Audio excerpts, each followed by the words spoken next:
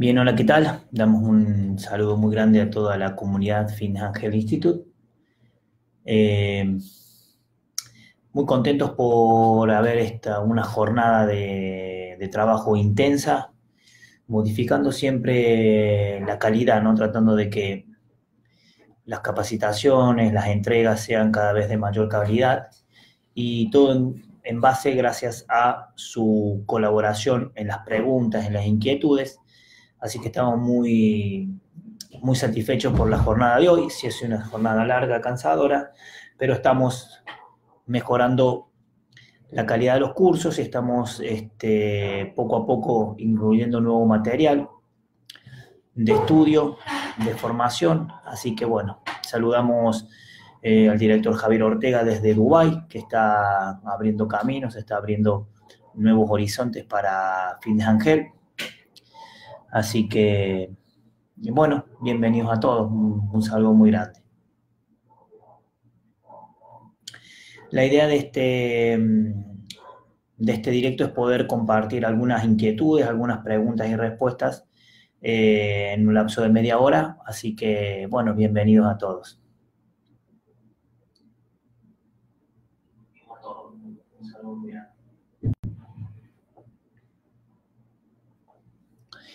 Jonathan Cabrera, un saludo desde Perú. Igualmente, Jonathan, un gran saludo para ti. Para también Jorge Huerta, ¿no?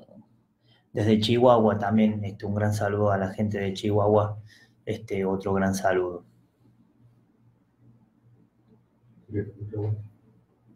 Así que bueno, si hay alguna pregunta en el tintero, alguna que quieran hacer, que quieran comentar, bienvenido sea, el espacio es para, en definitiva, para ustedes. Desde Nicaragua también mandamos un gran saludo a la gente de Nicaragua que en este momento nos está viendo.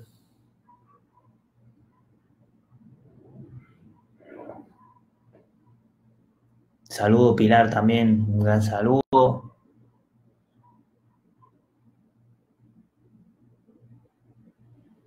Gente de Perú también. Milushka también saludamos, ¿sí? Mucha gente de Perú, de Latinoamérica, qué lindo. Así que bueno, les comentamos que el 2020 viene intenso, viene con una mejor calidad, viene incrementando el contenido, así que estamos trabajando bastante fuerte para que todo sea mucho mejor todavía para la empresa y para ustedes.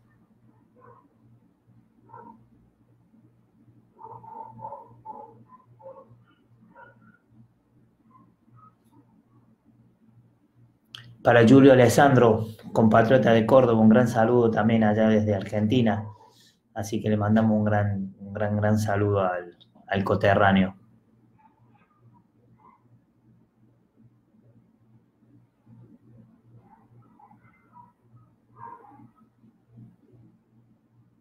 De la pregunta.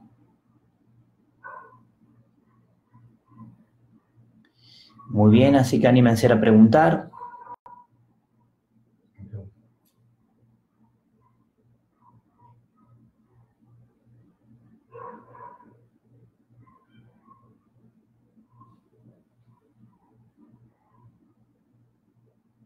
Aquí estamos para resolver preguntas, dudas.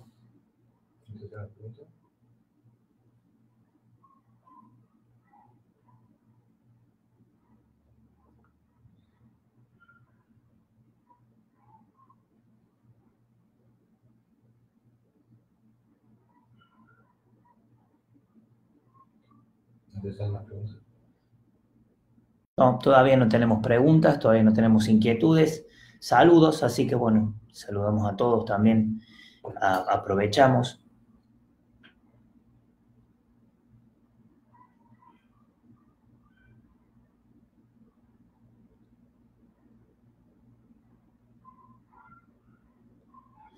Aprovecho también para comentarles que este año vamos a hacer una fuerte también apuesta al mundo del deporte, si bien hemos centrado todo el contenido básicamente académico, mucho destinado hacia el mundo del fitness, hacia el mundo de la hipertrofia, hacia el mundo del gimnasio.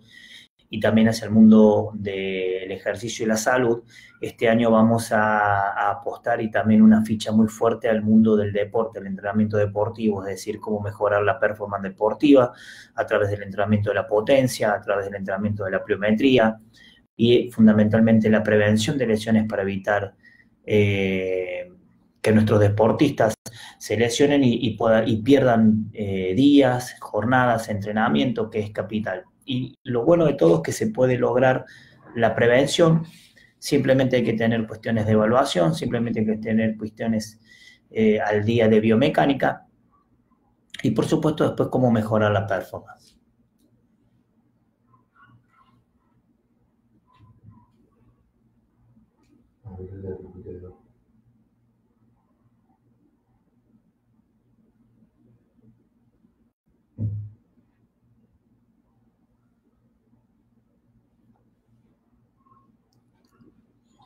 Saludos también de la Ciudad de México, por supuesto un gran saludo.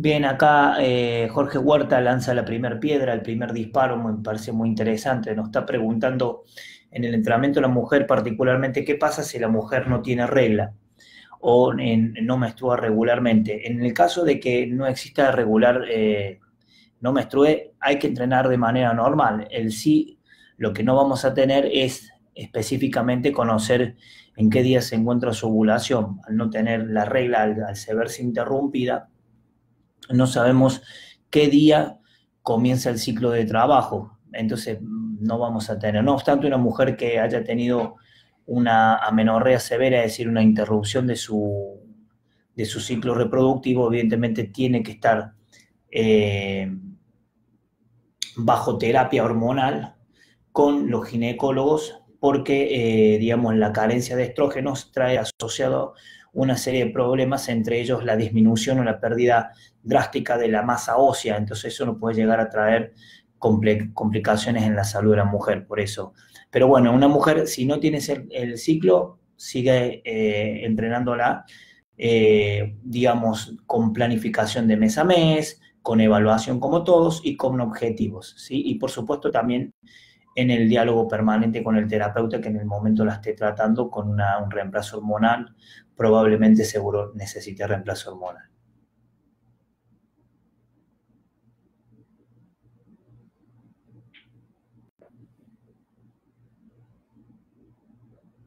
Bien, Julián también nos pregunta si en una sesión de entrenamiento se debe hacer primero la activación muscular o un estiramiento activo. Gracias por la atención. En realidad, en una sesión, no sé si te estoy entendiendo la entrada en calor, pero una sesión tradicional, normal, fea, funcional, sea para hipertrofia, hay una entrada en calor. La entrada en calor tradicional en el mundo del salón de gimnasio siempre son 5 minutos de cardio en la bici y luego empiezo inmediatamente en los músculos divididos que vas a trabajar. No obstante, en los músculos divididos hay que hacer movilidad articular antes de empezar y los estiramientos dinámicos de la región. Lo que pasa es que la virtud de los estiramientos dinámicos como tal son ejercicios más que nada de cadenas de movimiento. Entonces son ideales para las sesiones funcionales o las sesiones de entrenamiento, donde ahí sí tenemos una movilidad articular general, desde cuello hasta tobillo, luego una activación cardiorrespiratoria, donde lo ideal es incrementar la frecuencia cardíaca, la frecuencia respiratoria y además la temperatura de los tejidos.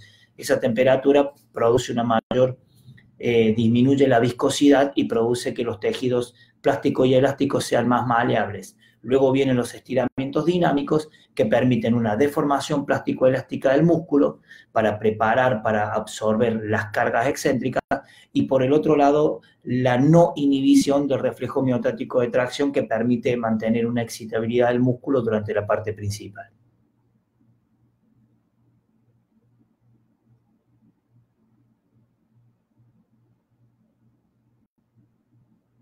Sí, es cierto, Julio Alessandro Cordobés, esta sesión, por más que ya vamos por el 8º año viviendo en México, no se pierde, ¿no? Entonces es lindo, así que un gran saludo.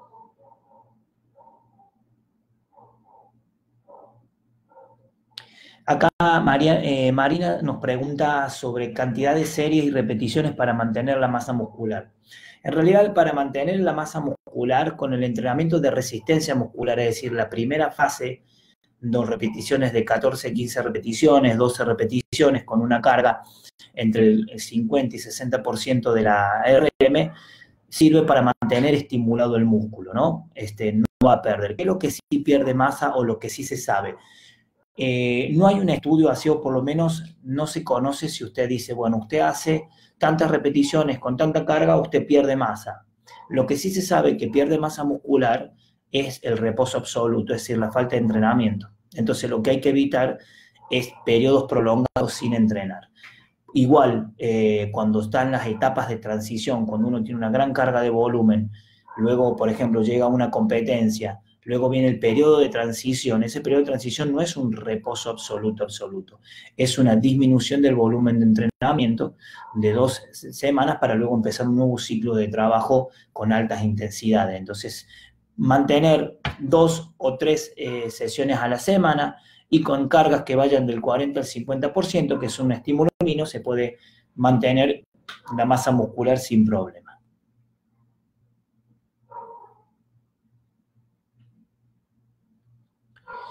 Bien, también nos piden rutina para trabajar abdomen en casa. Sí, ahora podemos mostrar los ejercicios como tal, pero básicamente ejercicios que se pueden hacer. Los pistols son muy importantes, los búlgaros también se pueden hacer tranquilamente con una silla, las sentadillas, las lagartijas, los desplantes, los fondos, e inclusive si dispones de alguna liga, puedes hacer inclusive trabajo más aislado o inclusive los mismos jalones y ahí tienes todo el cuerpo activado. El abdomen sin ningún problema, solamente necesitas un tapete o inclusive un balón suizo. Y en los videos tenemos, en la página tenemos varios videos de entrenamiento abdominal, de hecho inclusive tenemos uno de cómo cuidar la columna y no lesionarte a la hora del entrenamiento de la zona media.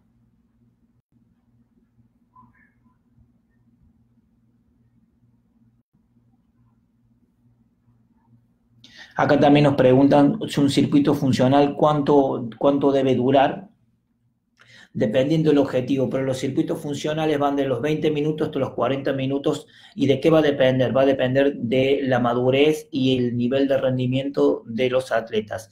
Hoy en día hay una corriente de la alta intensidad, o sea, si es un circuito funcional con contenido de alta intensidad, es muy beneficioso y hoy se está trabajando entre los 30 y 40 minutos.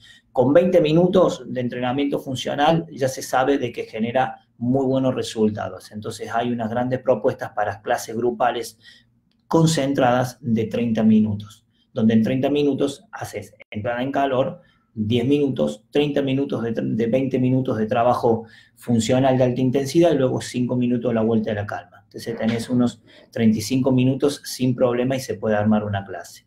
Puede durar una hora, pero ten en cuenta las pausas y también el objetivo que vayas a trabajar.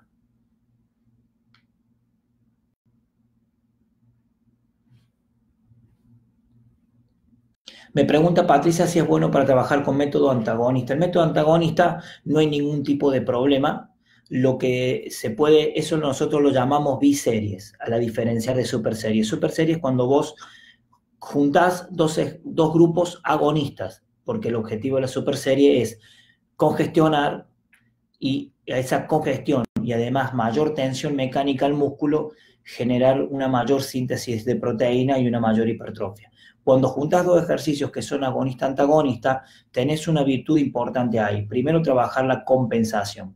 ¿Por qué? Porque hay muchas personas que les gusta trabajar más una región corporal que la otra, una parte del cuerpo más que la otra, y descuida los antagonistas, lo cual genera una descompensación muscular, un desbalance muscular con el consiguiente problema de lesión o por lo menos acarrea lesión. Y otra virtud importante es que puedes al juntar dos ejercicios hacer la sesión mucho más dinámica, mucho más corta y esa es básicamente la lesión. Bueno, el clásico ejemplo de el presbancudismo en el gimnasio, es decir, los chicos que trabajan la aducción horizontal con pre de banca y en ningún momento trabajan los músculos posteriores de la espalda entre las escápulas para evitar la descompensación. Entonces el pectoral genera una gran hipertrofia, se retrae, jala, redondea el hombro, debilita la parte espalda alta y por consiguiente luego las actitudes sifóticas y el caso más complicado, una lesión.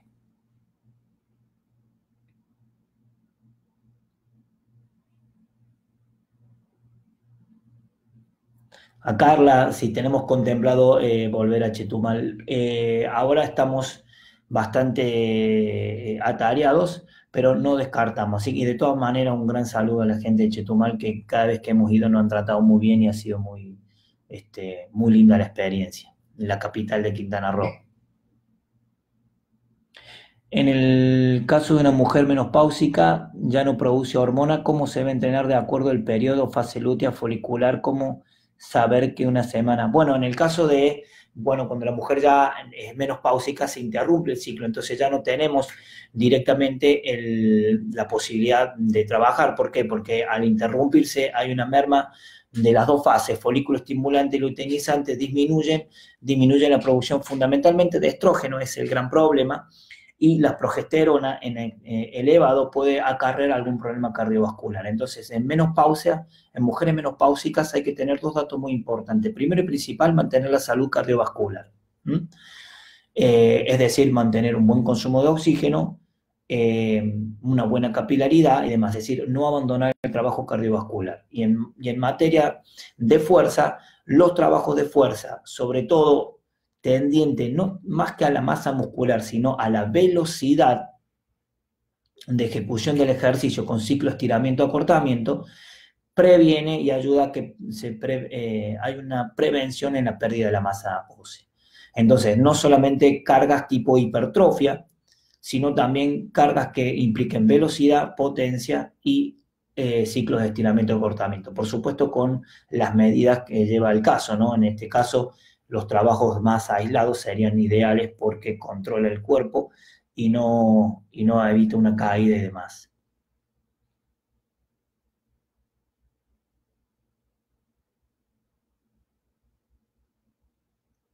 Acá me pregunta Francisco Martínez, que una linda pregunta, si conviene cambiar todos los ejercicios del día. Y toca un tema muy interesante que nosotros lo analizamos mucho en el módulo de entrenamiento funcional, que es la variabilidad motora. ¿Tiene que haber variabilidad motora en los ejercicios, en el entrenamiento? Sí, es la clave. Variar la variabilidad motora es muy importante porque primero enriquece la motricidad por un lado, por otro lado te permite trabajar distintos tipos de capacidades, pero la variabilidad motora tiene planificación y la planificación está en tanto y en cuanto uno agregue dificultad a los ejercicios. ¿Qué es lo que no es variabilidad motora?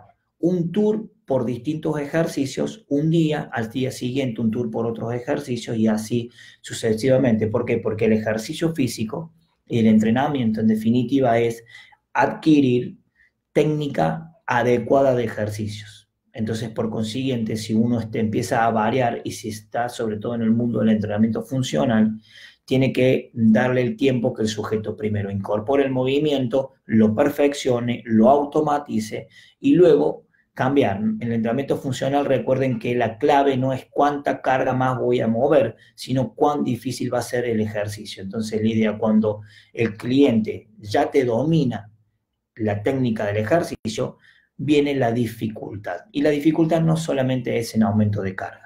Ahora, en el mundo de las máquinas, si uno quisiera decir, bueno, voy a trabajar todos los días músculos distintos, no hay ningún problema, siempre tenés que enfocarte en el tipo de objetivo que buscas. Si, por ejemplo, uno dice, bueno, voy a variar todas las máquinas todos los días de trabajo, La pregunta es, ¿cuál es el objetivo que uno va a tener? Si uno tiene un objetivo de hipertrofia, tiene que hacer un plan y ese plan tiene una riqueza de ejercicio porque no necesariamente si vos haces, por ejemplo, pectoral mayor 2 veces a la semana, no necesariamente tienes que repetir los 4 ejercicios del lunes y los 4 ejercicios que tocarían, por ejemplo, el jueves. Entonces, la variabilidad motora es muy importante. Variar todos los días como una especie de tour no es recomendable. Siempre es importante que el sujeto aprenda y el aprendizaje, automatización viene por la repetición y la corrección técnica.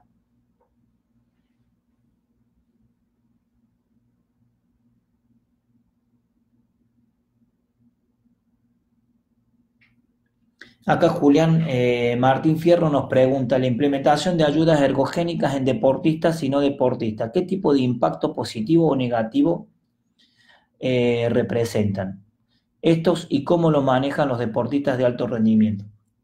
Bien, con ese tema es un tema bastante complejo que tiene que ver con todo el mundo del dopaje. En el mundo del deporte se sabe de antaño de que se utilizaban sustancias ergogénicas para incrementar el rendimiento.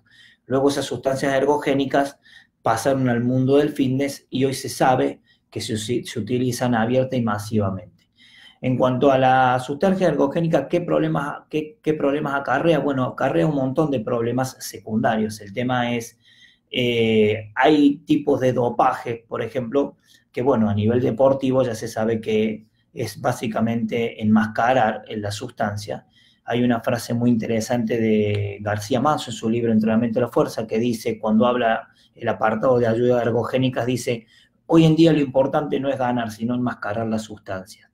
En definitiva, ¿por qué? Porque estamos hablando a nivel de entrenamiento olímpico, estamos hablando a nivel de que los estados muchas veces financian, muchas veces no controlan, entonces hay mucho dinero en juego y aparecen todas las ayudas ergogénicas.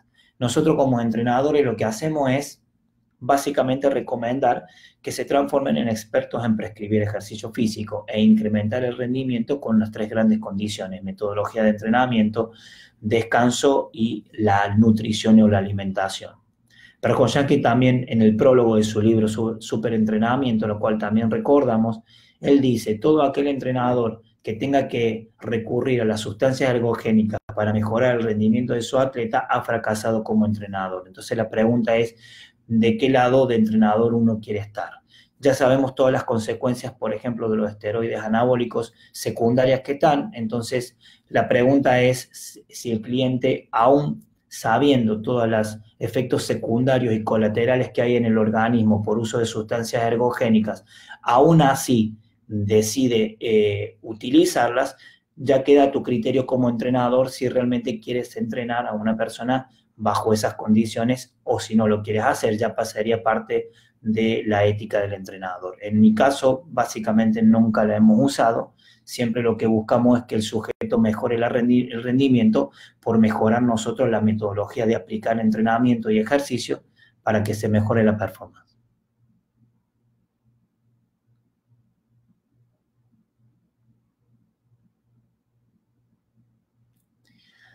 Bien, Yolanda dice, en el curso de los 1000 ejercicios nos dicen que no importa que la rodilla pase la punta del pie y yo siempre había cuidado eso en mis clientes y conmigo mismo ahora tengo duda. Calculo que no especificas el ejercicio, yo calculo que te estás refiriendo a la sentadilla. Sí, es cierto, el mundo del fitness como que fue creando patrones o leyes infranqueables y una de ellas es la famosa sentadilla, tal cual que hoy luego de 30 años se sigue debatiendo y discutiendo. En lo concreto, la sentadilla es básicamente ir a cuclillas, es un gesto natural que lo hacen los niños, luego con el tiempo, con el crecimiento, con la moderación ósea y la longitud de los tejidos vamos perdiendo ciertas condiciones para lograrlo, pero en definitiva la persona tiene que hacer la sentadilla lo más natural posible. Entonces hay dos principios o leyes que no se modificaban y que hoy sí sabemos que se pueden modificar. La primera es esa, la pasar la rodilla. ¿Por qué? Porque una persona que tenga, por ejemplo, una biomecánica, es decir, de huesos largos, por ejemplo, un basquetbolista, un voleibolista, sujetos altos, necesariamente la rodilla va a pasar, porque por la posición de la cadera. Y en las otras personas decirle no pasa, muchas veces los obligamos a modificar la cadera, generando una anteversión, una pronunciación en la curvatura lumbar, terminamos cargando la zona lumbar y lesionando la zona lumbar por no fijarnos cuál es realmente la naturaleza de la constitución del sujeto. Entonces lo ideal es simplemente pedirle a tu cliente que vaya a cuclilla y esa es la posición donde realmente se va a sentir cómoda a la hora de hacer sentadilla y por supuesto cargar peso. Entonces, no necesariamente los pies están alineados hacia el frente y no necesariamente la rodilla no pasa a la punta de pies. De hecho, en la mayoría de los casos pasa entre 5 y 8 centímetros y no hay ningún problema.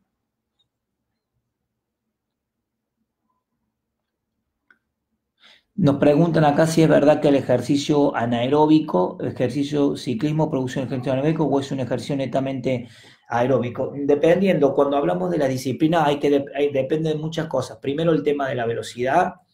Segundo, fundamentalmente el tipo de disciplinas que se utilizan, si es de larga distancia o si es de velocidad. Cada vez que analices un deporte, siempre ten en cuenta de analizar desde el punto de vista de la bioenergética, además de la biomecánica, que es muy importante. Hoy en día estamos en la era del análisis neurofisiológico y biomecánico. No obstante, tienes que analizar el sistema energético, es decir, cuánto dura la competencia. Si nunca detienes, es un trabajo continuo, sostenido, y nunca nos detenemos y pasamos los más de 6 minutos, nos convertimos en un trabajo netamente anaeróbico. Si estás entre los 3 y 6 minutos a la máxima intensidad que puedas, vas a estar trabajando cerca de tu potencia aeróbica máxima. Si estás por debajo, entre el minuto y medio, ¿sí?, y los 45 segundos, estás en el metabolismo glucolítico, lo cual va a ser un trabajo anaeróbico 100%. Por eso los test clásicos que se toman es el Wingate Test o 30 segundos en la bicicleta ergomística all out, es decir, todo lo que puedas aguantar a la máxima intensidad y se miden, por supuesto, los niveles de lactato. Y lo otro, el test de pista en carreras, el test de Matsudo, que se toma durante 40 segundos y se mide cuánto te has desplazado. Es un test netamente anaeróbico. Y si las disciplinas duran por debajo de los 10 segundos, 10, 15 segundos, tenés básicamente una predominancia del sistema de los fosfágenos. Ahora, que los sistemas estén interactuando no significa que no trabajen los tres al mismo tiempo. Interactúan, pero predomina uno sobre otro según la distancia. Bajo ese criterio intenta analizar la disciplina y puedes entrar. Una cosa es cuando es trabajo continuo. Ahora, si haces un trabajo de corte intermitente, que haces 10 segundos o 20 o 30, frenas, descansas 30, haces 30, descansas 30, haces 30, es muy probable que estés trabajando sobre la potencia aeróbica porque esa pequeña pausa hace que se recupere el sistema y no entres en una lactacidemia muy alta.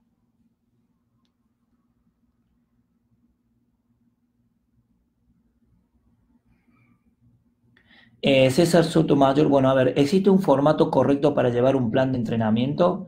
Y abajo, para no perderme las preguntas, un área problema sobre todo glúteo. ¿Qué procede? Esa pregunta no la entiendo sobre el tema del glúteo. Si existe un formato correcto para llevar un plan de entrenamiento, los formatos, vos tenés la sesión de entrenamiento, que recuerda que es entrada en calor, parte principal, vuelta a la calma. Esa entrada en calor tiene 3 partes. Una movilidad articular, una parte de activación cardiorrespiratoria y metabólica, y después tenés una parte de estiramientos dinámicos. En la parte principal viene la sesión de entrenamiento. Si es una sesión de entrenamiento de fuerza, tenés que definir qué tipo de fuerza. Supongamos que si es un trabajo de hipertrofia muscular, supongamos, vamos a seleccionar un día, el día que vas a trabajar pierna o que una chica va a trabajar pierna. Solemos recomendar que se comiencen con ejercicios compuestos, ¿sí? Lo que llamamos dominante de cadera y dominante de rodilla. Un dominante de rodilla, por ejemplo, ese es un squat. Luego vendría un dominante de cadera, peso muerto o hip thrust.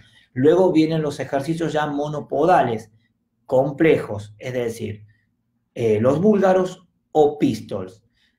Y después vienen ya al final los ejercicios más aislados, como por ejemplo la patada de glúteo en una máquina o en una polea. Para por eso después cerrar con una vuelta a la calma.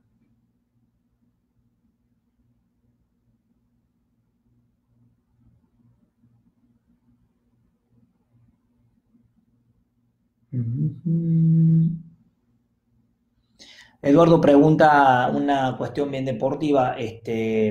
Acá nos preguntan, ¿el tiempo de entrenamiento recomiendas comenzar con un suplemento para aumentar masa?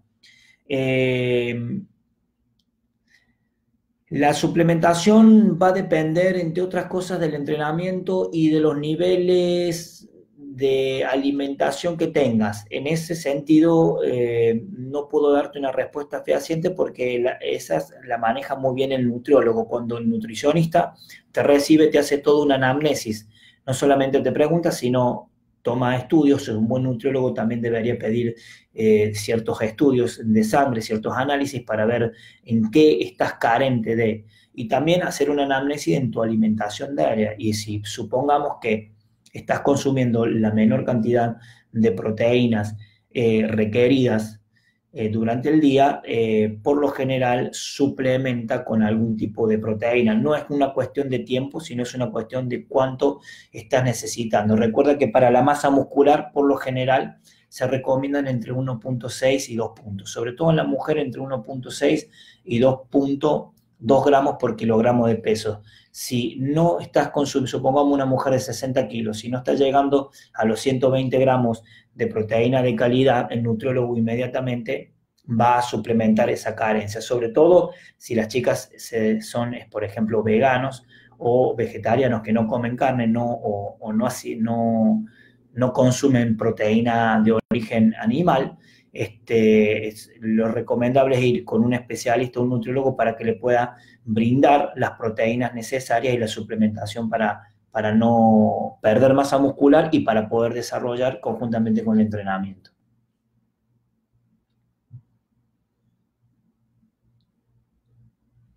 Eduardo nos pregunta una linda pregunta de entrenamiento que tiene que ver con lo que se debe hacer una semana previa a competir. Depende del deporte en la semana previa para competir, pero en general lo que sí se recomienda es que los trabajos de alta intensidad vayan disminuyendo, sobre todo 2 o 3 semanas antes de una competencia importante. Lo técnico, lo táctico y lo coordinativo pasa a tener un rol muy importante, y la velocidad. Por lo general, supongamos en los deportes colectivos siempre se hacen las entradas en calor coordinativas de velocidad 15-20 minutos y luego pasan directamente a trabajos tácticos específicos.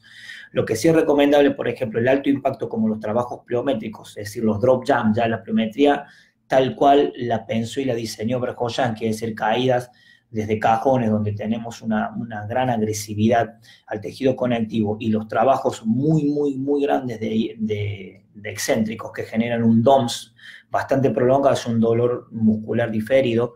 Hay que cuidarse sobre todo en la semana previa. La semana previa es por lo general puesta a punto de la competencia, es decir, entrenar en los horarios que se va a competir, es tener una buena hidratación, tener un buen descanso, pulir bien las cuestiones técnicas, y lo físico, es decir, la capacidad de mantener la capacidad aeróbica. Solamente el consumo de oxígeno por lo general no se entrena, lo sumo se entrena un intermitente corto de 20 minutos o un intermitente neuromuscular de 20 minutos para mantener la capacidad en funcionamiento, porque una semana antes no tiene sentido cargar el organismo para mejorar ninguna capacidad.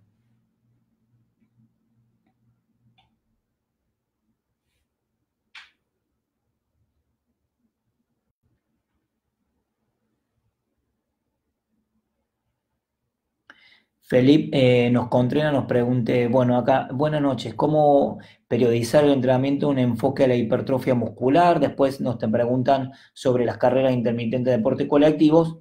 Vamos a ir por parte. Periodizar el entrenamiento de hipertrofia muscular, toda periodización, cuando hablamos de periodizar, ya viene la palabra periodo. El periodo va a estar sujeto a ¿qué? Al calendario competitivo.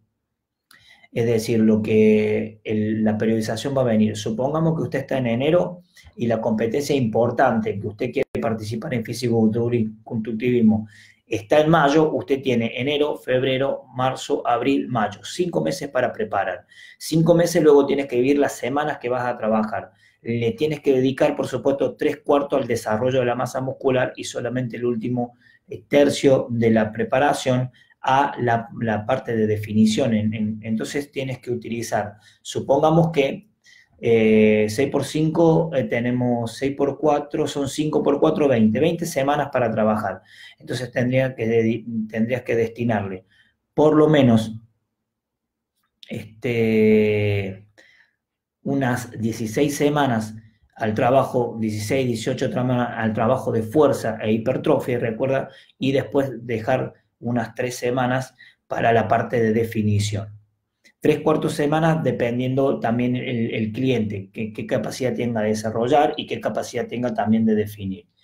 Y durante toda la fase de desarrollo de fuerza, lo que se recomienda es cada 3 o cada 4 o 5 semanas de entrenamiento de hipertrofia, 2 o 3 semanas de entrenamiento de fuerza máxima para choquear de manera neural y hormonal al organismo y no presentar mesetas. Por supuesto, la combinación de métodos es importante. Si se utiliza siempre el mismo método de variable uniforme, ¿sí? El músculo adapta muy rápido. Lo que hay que hacer es combinar los métodos para que pueda tener mayor impacto y no se generen las mesetas, que en realidad es lo que, en definitiva, interrumpen el crecimiento. Bien, en cuanto a las carreras intermitentes que también preguntaron, en los deportes colectivos, lo primero que tienes que hacer para carreras intermitentes, tenés que tener una evaluación, es encontrar la VAM, la velocidad aeróbica máxima, transformar los kilómetros por hora que te da la velocidad aeróbica máxima y pasarlo a metros por segundo. Supongamos que tu atleta tiene 4 metros por segundo de VAM. Bueno, lo que tienes que hacer es proponer un intermitente de, por ejemplo, 10 segundos. 10 segundos tenés que multiplicarlo por 4, porque por 4 metros por segundo. Yo voy a trabajar un intermitente de 10 segundos y la VAM de mi atleta es 4 metros por segundo. En 10 segundos mi atleta se va a mover 40 metros a la VAM. Entonces tiene que poner un cono en distancias de 40 metros para que el sujeto trabaje en su VAM, ¿no? Va hacia el cono, 40 metros, pausa, 10 segundos de pausa, regresa, 10 segundos de pausa. ¿Sí? Eso es muy importante a tener en cuenta a la hora de proponer las carreras intermitentes.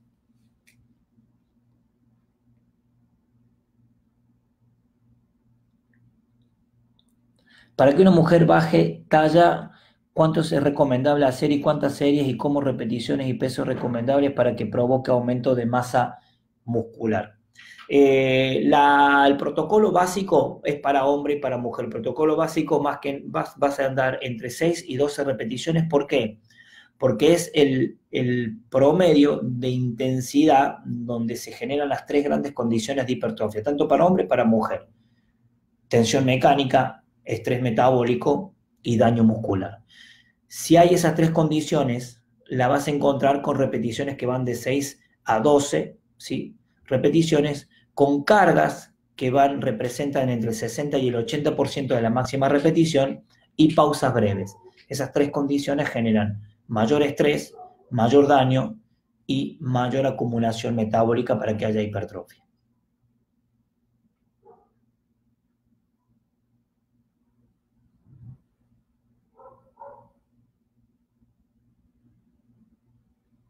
Preguntan si es superior la superserie, la triserie o la variable uniforme. Son formas de trabajar.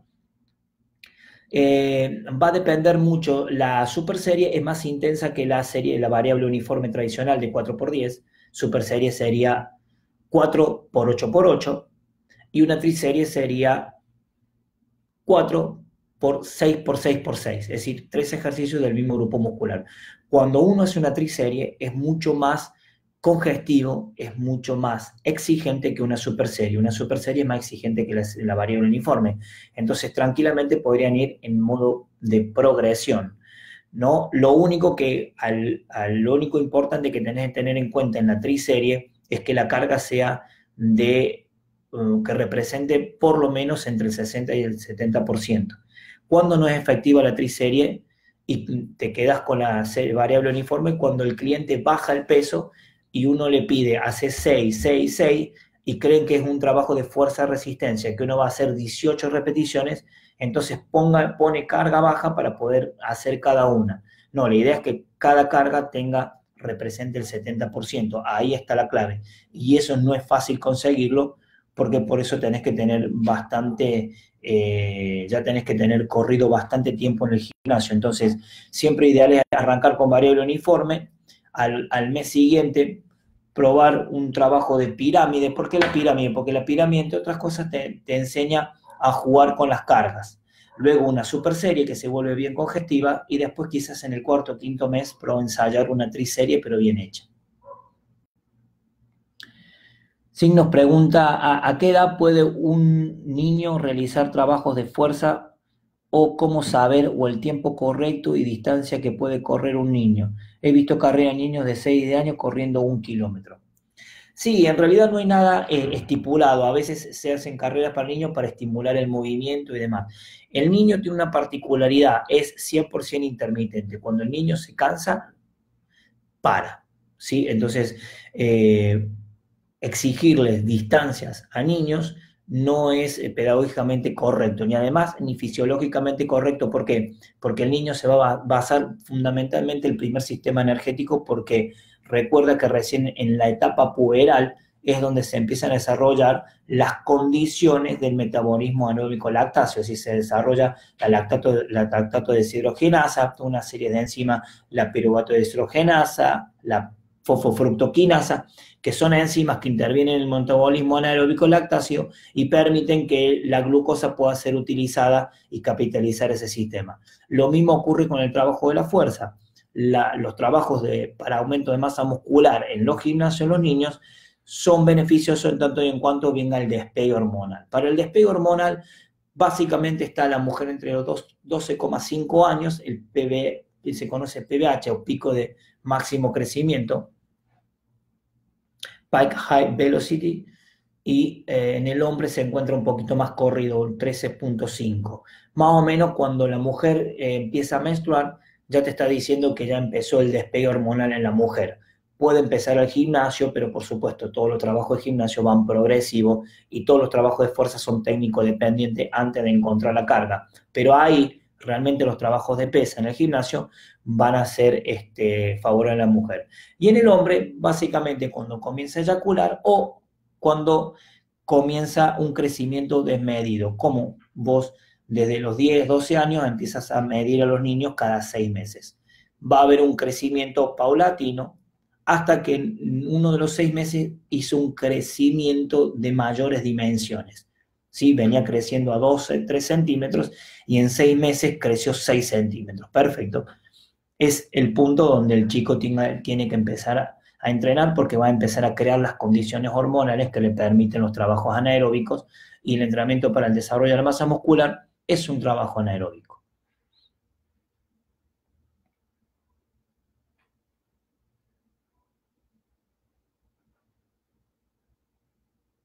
Bien, Claudio nos pregunta cómo se trabaja la crioterapia. Bien, la crioterapia últimamente se están trabajando inclusive de formas intermitentes. Hielo total y luego viene calor, es decir, 3 minutos salen, entran a la tina de hielo, luego van a los trabajos de calor. ¿Para qué? Para generar vasoconstricción, desinflamarlo más inmediatamente y luego sí generar una vasodilatación para poder drenar las toxinas generadas en el músculo y los residuos por post-entrenamiento.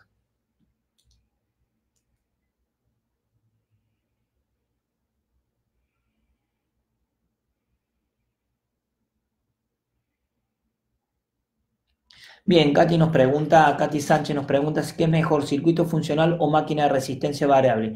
El tema es para qué.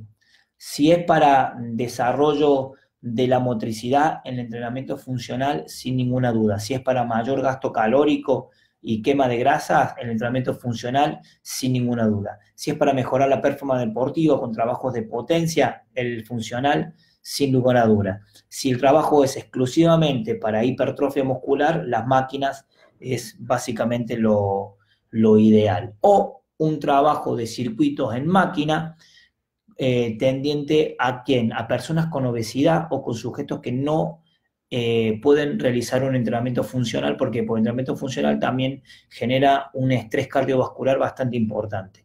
Entonces, con personas con diabetes, personas con mucho sobrepeso, es decir, con obesidad, un circuito funcional en máquinas te permite crear las condiciones para luego ir al trabajo cardiovascular.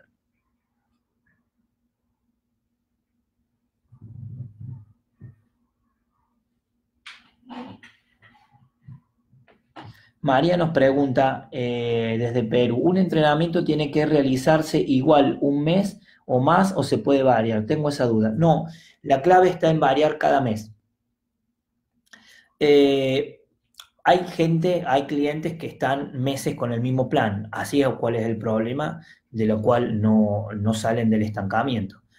El entrenador debería variar los planes cada mes, ¿sí? En las mujeres cada 3, 4 semanas, en el hombre se puede llegar a hacer 5 semanas un mismo plan, pero por lo general cambia de mes, hay cambio de plan, y el cambio de plan tiene que ser progresivo. ¿En qué sentido? Tiene que ser más difícil que el anterior, y a modo de periodización, ten en cuenta que la clave está en ajustar y luego aflojar, es decir, cada semana, es decir, del mes de entrenamiento, la semana 2 tiene que ser más fuerte que la semana 1, la semana 3 tiene que ser más fuerte que la semana 2, pero acá viene lo interesante, la semana 4 tiene que ser de descarga para preparar el cambio de plan de la semana del siguiente mes, ¿sí? Pero todos los meses se deberían cambiar. Muchas veces los entrenadores no lo hacen y muchas veces los clientes no, sí se debería cambiar, ¿no? Y el entrenador que no lo hace, ¿cómo se van a dar cuenta que no le gusta planificar o va a improvisar? Es que siempre le va a decir al cliente que la culpa no es del entrenamiento, sino porque el cliente no duerme, o porque no está comiendo lo suficiente, o porque no está tomando tal o cual suplemento que lo va a ayudar, ¿no? Siempre el entrenador se va por la tangente y no tiene presente lo que tiene que ver con las cuestiones propia del entrenamiento. Bien, vamos a ver una más. Vamos a responder una más porque ya estamos en horario, ya de descanso, así que han sido todas preguntas muy buenas. Vamos a ver una más. Cardio en ayunas de Luis, ese es interesante también. Cardio en ayunas se sigue totalmente, es algo que todavía se está debatiendo y se está discutiendo. ¿Cómo lo hemos resuelto nosotros? Cardio en ayunas prácticamente nosotros no lo usamos. ¿Por qué? Porque los métodos que nosotros utilizamos nos hemos inclinado hacia la alta intensidad del entrenamiento, es decir, a los intermitentes metabólicos, a los intermitentes neuromusculares, si queremos atacar la pérdida de grasa, o al entrenamiento del desarrollo de la masa muscular, sobre todo con la gente que empieza a entrenar temprano a las 7 de la mañana y luego va a trabajar. ¿Quién puede hacer cardio en ayunas? Solamente aquel que vaya a caminar o solamente aquel que vaya a hacer un cardio muy suave. ¿Por qué? Porque al no tener glucosa, el cerebro, primero y principal, se encuentra sin energía para pensar. Ni hablemos si quieres poner algo técnicamente nuevo o algo coordinativo. Entonces, si aumenta la intensidad, cae la glucosa, hipoglucemia, pico de hipoglucemia, y el sujeto se tiene que ir a la casa porque ya no puede entrenar. Nosotros nos gusta entrenar con intensidad, nos gusta que la gente se esfuerce, entonces el cardio en ayuda por lo general no. Puede ser beneficioso y ahí se sabe que cuando uno despierta a la mañana por la hormona del crecimiento que actúa mientras uno duerme, hay un plus de ácidos grasos libres en el torrente sanguíneo. La pregunta es, y que no se puede contestar, ¿cuánto realmente de esos ácidos grasos realmente pueden ser quemados dentro de la mitocondria? Y además hay que tener en cuenta otro importante. ¿Quiénes son los que abren los ciclos de Krebs? Es decir, el ciclo de ácido cítrico dentro de la mitocondria. La glucosa, la glucólisis. Por eso recuerden a Edward Fox que decía, las grasas se queman al calor de los carbohidratos. Los carbohidratos en el inicio del entrenamiento lo que hace es abrir el ciclo de Krebs de cada una de las mitocondrias. Si no hay carbohidratos que abran los ciclos de Krebs, la pregunta es, ¿realmente esa grasa que apareció en el plasma sanguíneo cuando uno despertó puede ser consumida si no hay mitocondria? Nosotros tenemos realmente nuestras dudas en materia de eso. No decimos que lo hagan, que no lo hagan. Nosotros no lo hacemos porque todavía no tenemos inclusive evidencia que nos confirmen por un lado, y por el otro lado, nuestros entrenamientos están basados básicamente a que la persona entrene y entrene bien, no solamente que camine en una caminadora 40 o 50 minutos apenas se despierte. Bueno, muy bien. Muchísimas gracias a todos. Sé que siguen las preguntas, sé que el diálogo se ha puesto muy interesante, sé que quedan algunas dudas más, así que bueno, espero que hayan sido de provecho las respuestas. Por supuesto, hay preguntas hay preguntas las cuales desconocemos, no somos expertos en en todas las materias ni expertise, pero bueno, espero que haya sido de provecho. Vuelvo a saludar a las personas que se conectaron desde todos los lugares. He estado viendo de Nicaragua, Ciudad de México, Córdoba, Argentina, Perú, Chihuahua, es decir, y tantos otros lugares. Sé que las preguntas ahora cada vez se animan más, están mucho más al pendiente de preguntar, de elaborar las preguntas. Así que en carácter de agradecimientos a todos, y bueno, no va a ser la última vez que vamos a hacer estos directos, vamos a empezar a hacerlos más seguidos para que podamos interactuar. Muchas veces uno lo escuchan en un video y nos gustaría preguntar, pero el profe, ¿por qué dijo esto? Bueno, estos son los momentos ideales, sobre todo la gente que nos sigue, estudia los cursos, ha hecho los cursos, bueno, preguntas sobre el material de estudio, preguntas sobre lo que decimos en los cursos.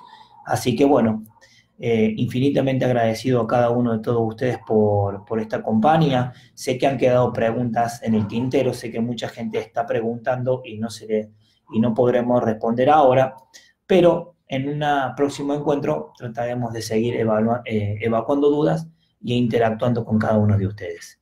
Muchísimas gracias y hasta pronto.